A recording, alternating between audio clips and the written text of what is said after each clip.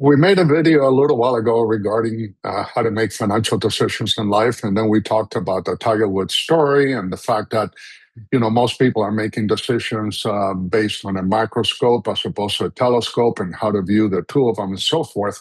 I just want to spend now a little bit of time talking about how to make financial decisions part two. And this is going to be geared toward your preparation for retirement because, retirement for everyone is totally different. Some of you are going to be very healthy. Some of you are going to get very sick. Some of you are going to live a very, very long life. Some of you are going to live a short life. And there's a process that we use when we do tax planning for our clients and we do retirement distribution planning, which most Americans fail to do. I would say that Americans prepare for retirement, but during the accumulation stage, they never prepared to retirement through the distribution stage. And there's a big difference between accumulation and distribution. Accumulation is what most of us have been doing for many, many years. You're putting money away in your 401ks, your IRAs, you're investing in mutual funds, you may be buying some, real estate properties and so forth. You may be investing in a business. And that's well and good because the idea there is to try to put as much money away so you can save enough for retirement. Now, all of a sudden, you hit the age of 65 or age 70, depending on when it is that you're going to pull the trigger on retirement. And now the rules of engagement totally change. And the reason why the rules of engagement totally change is because now it's not about accumulation anymore. Now it's about distribution. Of all the stuff that you have accumulated over the years toward your retirement planning, now you got to figure out, how you're going to be able to do it. How are you going to distribute those assets in a way that is going to be the best possible way, not only for you and for your retirement, but also for your family and for your heirs and so forth. So what are some of the things that you need to consider? Well, I have a bucket of products and services that I purchased throughout the years. Which assets am I going to distribute first? That's a major question. Another question is, well, where am I at from a taxable standpoint? Where are the tax brackets in the United States at time of retirement? Because if you're 40, 45, 50 years of age today, you won't know what taxes are going to look like in the future. But the way that our country is going, I would argue that taxes in the future are going to have to be a lot higher than they are today because otherwise we're going to be bankrupt. So now you got to think about what the industry is doing, what the government is doing with taxation, what the world may be doing, and also what you have done for yourself financially. So which assets are you going to distribute first? Are you going to distribute assets that are going to be taxable now, or they're going to be taxable in the future? That's a major issue. How long are you going to live in retirement? How many days from the time that you reach the age of 65, how many days do you have until that day that you're going to pass away? And the answer is you don't know. And you don't know. Now, you can do projections, depending on your health, depending on your family history when it comes to medical issues, cancer, heart attack, stroke, and so forth. And you can do a little bit of forecasting here and there. But in reality, you will never know. And the worst thing that can happen to you when you retire is running out of money before you run out of life. And when we do tax planning for our clients, we find that quite often.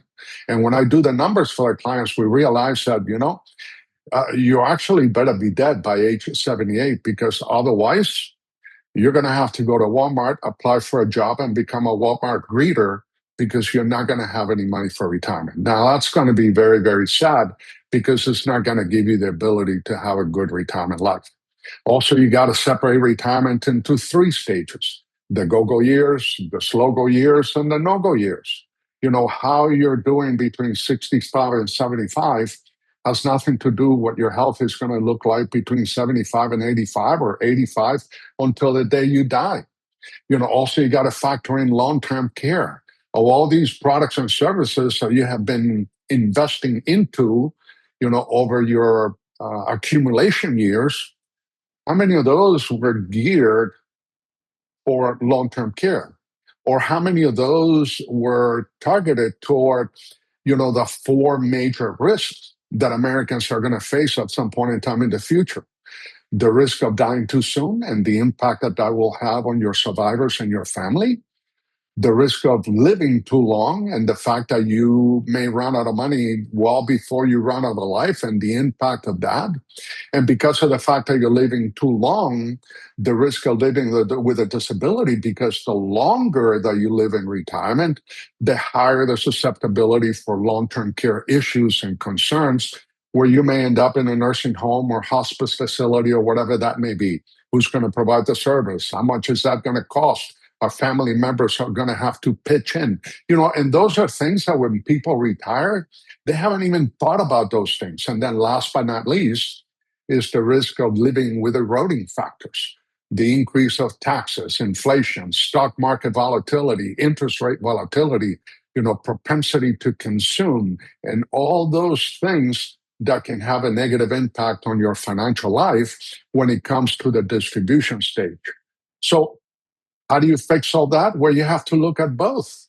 If you happen to be 40, 45, 50 years of age today, or even, you have 5 to 10 years away from retirement, examine what you're doing from an accumulation standpoint. What is the internal rate of return on those products? And did you choose it just as a product? Or did you have a telescopic view of your finances, and how did you merge them together to maximize the return for you and your family in the future? Because now when you get to distribution, as I said earlier, the rules of engagement totally change. And the accumulations are no longer important because you're no longer making contributions. You're now retired. The taxation of your Social Security benefits may hinder potential growth in your portfolio. What if you start taking distribution out of your IRAs and your 401ks, and all of a sudden the market drops 30, 40%, which, by the way, we have a major market drop on the average every 5 years. How many 5 years do you have in retirement?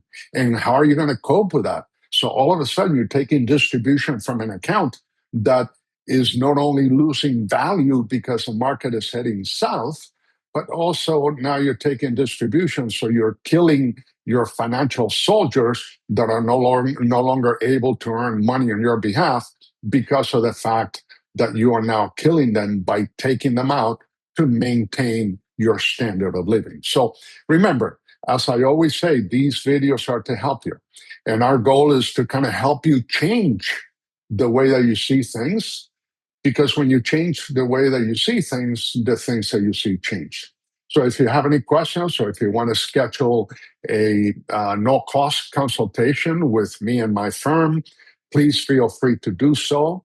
You can call me, as you can see there on the screen. You can call me at area code 888-477-0108.